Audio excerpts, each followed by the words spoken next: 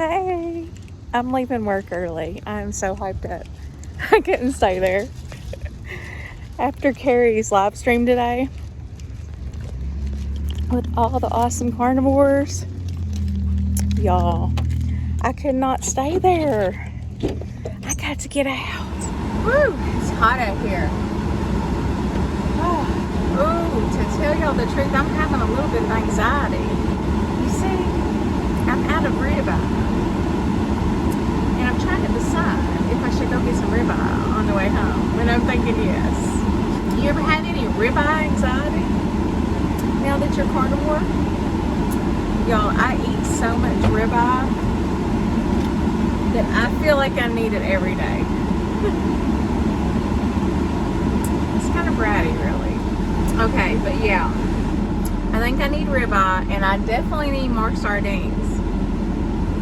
Because y'all know how I am about my sardines. Good Lord, look at this hair. Okay. So I decided to answer a question that I get nearly every day. If I tell anybody, mostly I just say I'm kind of an extreme keto or meat-based keto. It's not a lie. The question is, what is carnivore? Guys, we all went to school. Now, I know a lot of us went to school in the United States public school system, so we might not remember what we learned back in probably the first or second grade, but carnivore is eating meat. A carnivore diet is an animal-based diet. It's eating meat and other products that come from an animal. For most of us, meat. Some of us choose to eat cheese. Some do raw milk, and some do heavy cream. Some people just do meat. Then there's the lion diet. Lion diet consists of pretty much beef and salt. It's one of the most extreme versions. A lot of people do that because they have a lot of symptoms that they're trying to get to the bottom of, and carnivore is the ultimate elimination diet. So, if you have any problems with anything, try carnivore. You don't have to do it forever. Try it for 30, 60, 90 days, and then slowly you can add back in foods one at a time and see what you really and truly react to. As you may or may not know, allergy testing for foods, unless you're severely allergic to stuff, is hit or miss. Personally, I had another test. It was called an IgG blood test for sensitivities to foods, and I think it was just total garbage. I don't think it was accurate at all. It said that I had an intolerance to milk. Well, I specifically have a gene that makes me be able to tolerate milk for longer, so I don't think that's the case. And I've never had any kind of reaction to milk, so I have no reason to believe that that would be the case. But I've had several doctors, including our Dr. Barry, tell me that it's basically a test it's basically an exposure type of test rather than a sensitivity test. That being said, I just kind of ditched that and moved on with my life. Didn't worry about leaving any of those things out of my diet. My doctor did recommend an elimination diet. However, the elimination diet that she recommended was the Whole30 diet. Folks, on the Whole30 diet, you can now have potatoes. No, potatoes is a nightshade vegetable, not recommended for somebody who's trying to see what they're sensitive to. I did know for sure that I was sensitive to wheat.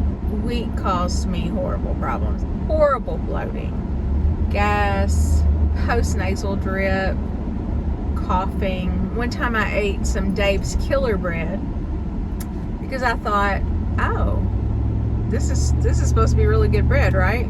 It's really, more expensive. It's got all these good whole grains, y'all.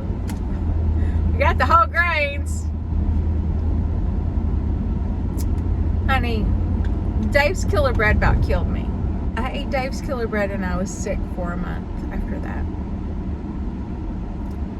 Not exaggerating. See, what would happen with me, I would eat something. Oh, I just got choked on my water. Anyway, you see what would happen with me, I would eat the food, eat the wheat, I'd get a sore throat, I'd start coughing. That would lead to bronchitis. And then 3 times in a 4-year period, the bronchitis led to pneumonia. Now, why was that? I do not know.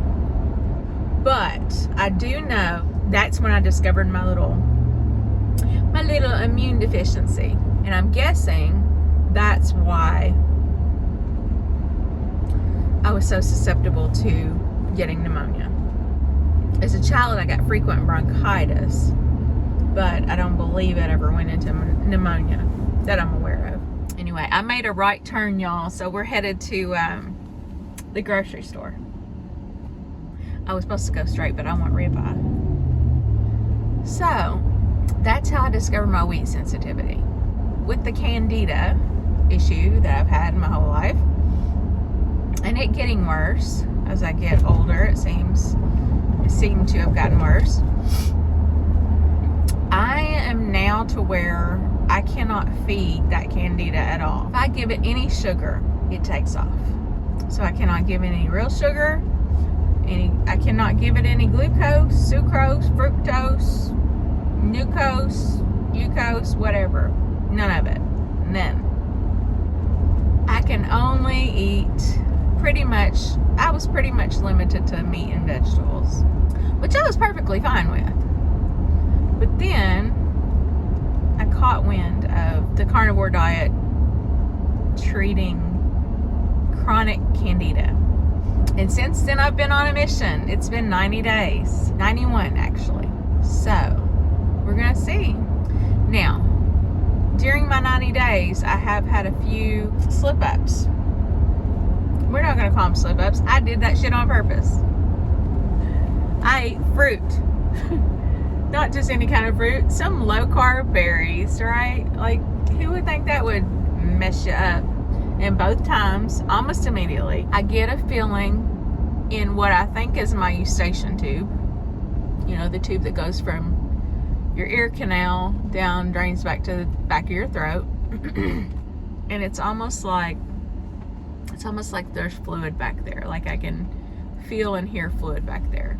And it happens every time. It's very consistent. It's like clockwork. If I eat sweet stuff, there it is. It's inflammation, I know what it is. But is it also related to candida? Don't know that. I think it is, though. I think it's feeding the candida, and that's causing inflammation in my throat and in my eustachian tubes and probably everywhere else in my body. I also had something happening recently before, like within the last 6 months before I went on carnivore. Anytime I would eat anything with wheat in it, whether, on purpose, accident, whatever, I was starting to get like sores on my tongue from it. Like sores, I'd get like sores in the back of my throat, my tongue. So, I mean, y'all, that's like some Crohn's disease symptoms almost. Like if you had Crohn's disease, they can get aphthous ulcers, which is what those little ulcers are inside your mouth, as a symptom. I've been tested for Crohn's disease. I don't have any of the markers, whether genetic or any of the blood tests that they've done have not detected any Crohn's disease. Okay, gonna run in Walmart. I'll be right back, y'all. I'm really filming in the Walmart. Y'all know what I was thinking the other day. So, you know how people that eat vegetables are always talking, oh, they don't want all that meat rotting in their gut. But we know that the meat does not rot in your gut. As a matter of fact, it digests very early in the gut. But as I was throwing away all the rotten vegetables at my house the other day, I was thinking to myself, look at all this rotten stuff. Now, tell me what rots in your gut, y'all.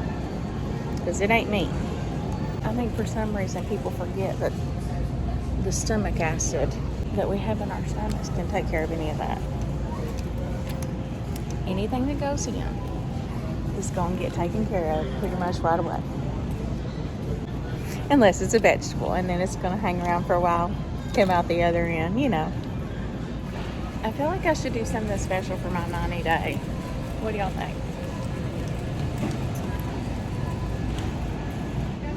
Anyway, I feel like I'm off probation now, and I can finally consider myself like a legit carnivore. I mean, I can't say it's going to be forever just yet. But I think I can say for sure that I'm going to be meat-based keto, at least. And you know, there may be a time in my life when I determine that I'm healthy enough metabolically to go meat-based keto. But it's always going to be meat-based. This girl can never be a vegetarian. Never. I have obviously told too many people about my sardines. They don't have them. What am I gonna do? I feel like I need them. I got a hankering for some sardines. Look what I just spotted.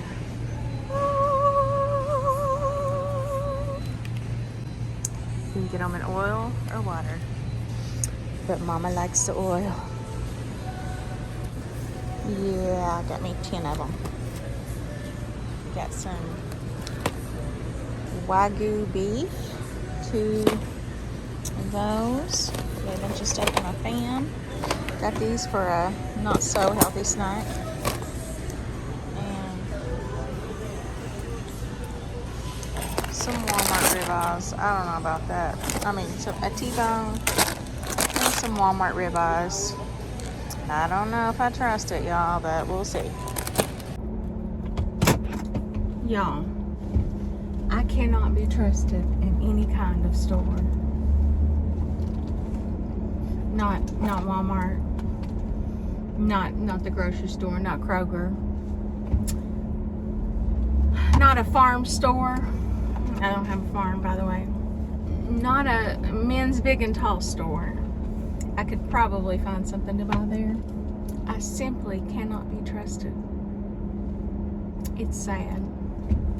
I went into that store thinking, I need some sardines. I'm gonna go get some sardines. Well, 10 cans of sardines later, 3 ribeyes, a T-bone, just because I've never been one for steak with bone in it. But I thought, you're a big girl now, honey. Let's try the T-bone. So I'm trying the T-bone. I hope it's good. Steaks are way too expensive to not be good. So let's hope it's good. $250 later, y'all. I'm on my way home.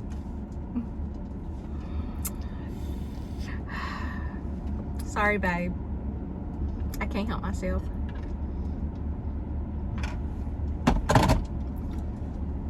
I mean, I could, but it wouldn't be nearly as much fun. So, y'all, I'm so hyped up today. I had the best day. Just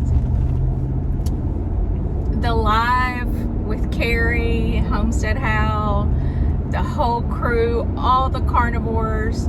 The live was magical for me, y'all. I was watching, I was listening when I couldn't be watching, trying to work, trying to concentrate. It was very hard because I really wanted to be in there the whole time.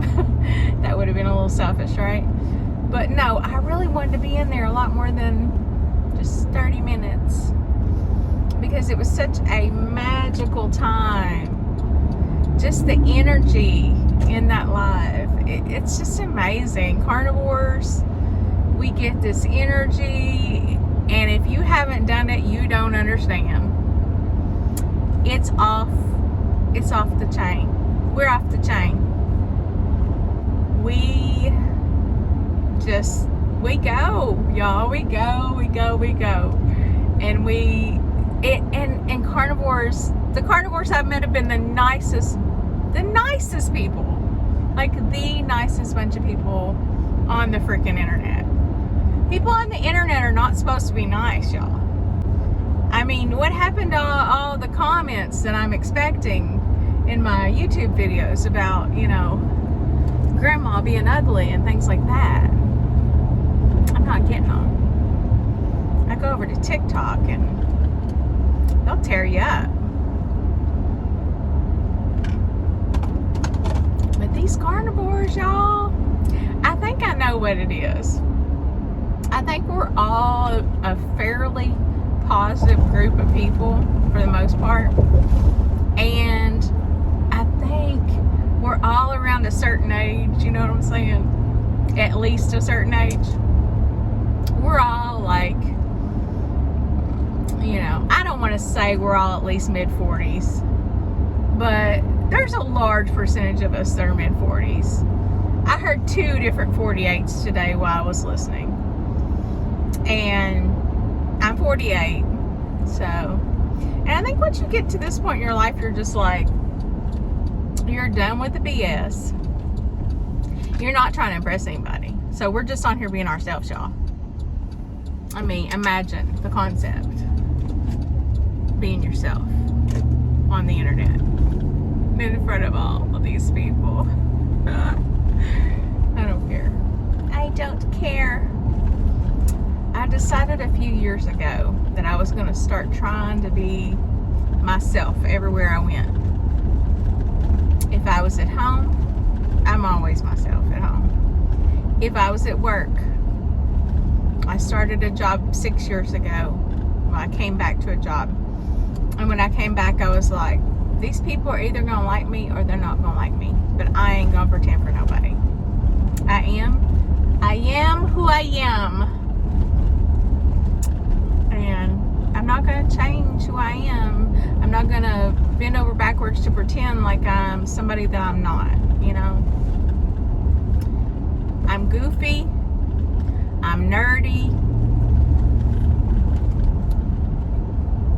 What can I say? I'm not trying to, I don't always look cute. I literally never wear makeup. If I do, it's a special occasion. And I love that everybody is just bringing themselves, you know? They're just bringing it.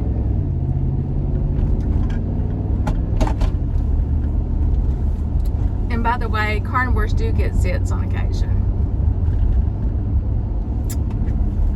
Now that might be some of that cream cheese I snuck in the other day, but who knows? Could be.